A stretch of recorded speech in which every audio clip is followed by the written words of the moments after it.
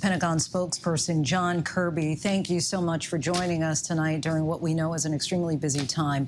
French President Macron spoke with Putin today. French officials came away thinking that the worst is yet to come. How concerned is the Pentagon about this conflict escalating beyond Ukraine's borders to a NATO country like Poland?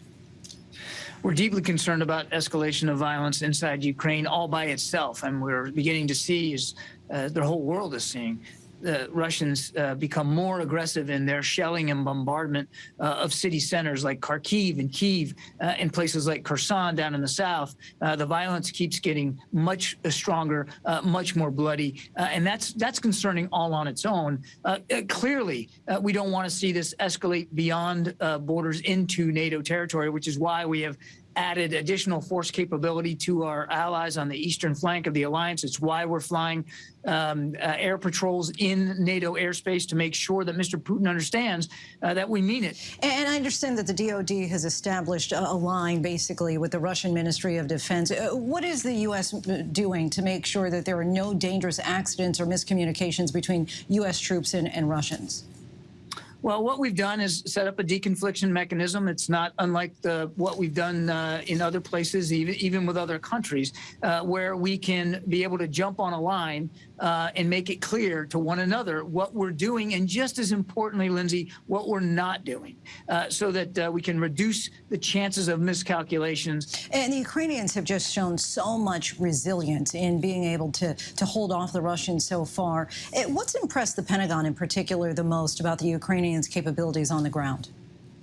Well, I'll tell you, you're right. They've been fighting bravely in a very determined way, but also quite creatively. They have been wise in the way they have marshaled their resources. They know they're up against a numerically superior enemy with advanced capabilities at his disposal, but they are finding ways to slow down, to stymie, to frustrate those Russian advances on major population centers. And that said, though, is there a larger belief that it's just a matter of time until Kyiv ultimately falls and succumbs?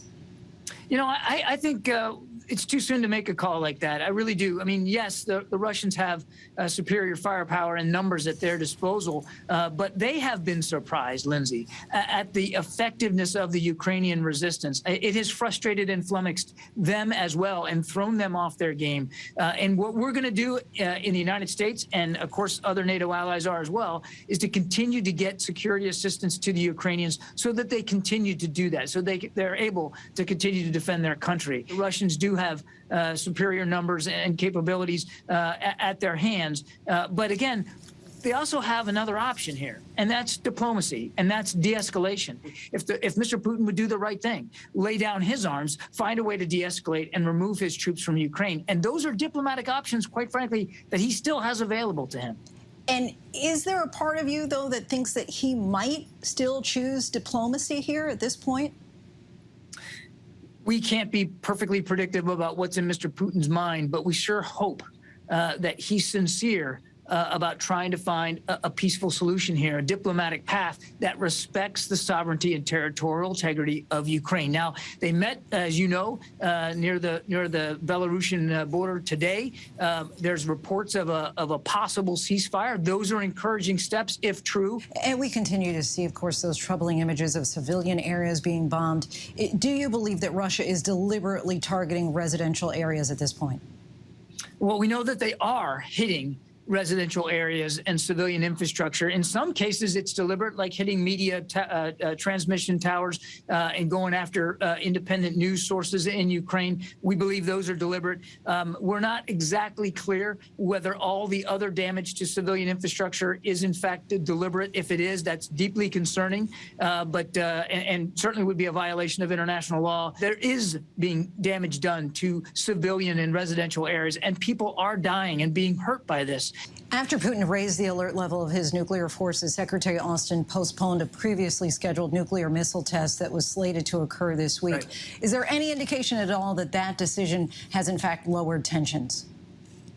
Well, we hope so. Again, we continue to see the violence there in Ukraine, and we don't think we didn't postpone this test in the hope that it would stop his shelling and bombardment, but we definitely did postpone it to send him a very clear message about what a responsible nuclear power, how that power behaves with that incredible combat capability that we have. And we are hoping that the message was received by Mr. Putin. Pentagon spokesperson John Kirby, again, appreciate your time joining us tonight.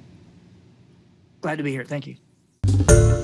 Hi, everyone. George Stephanopoulos here. Thanks for checking out the ABC News YouTube channel. If you'd like to get more videos, show highlights, and watch live event coverage, click on the right over here to subscribe to our channel. And don't forget to download the ABC News app for breaking news alerts. Thanks for watching.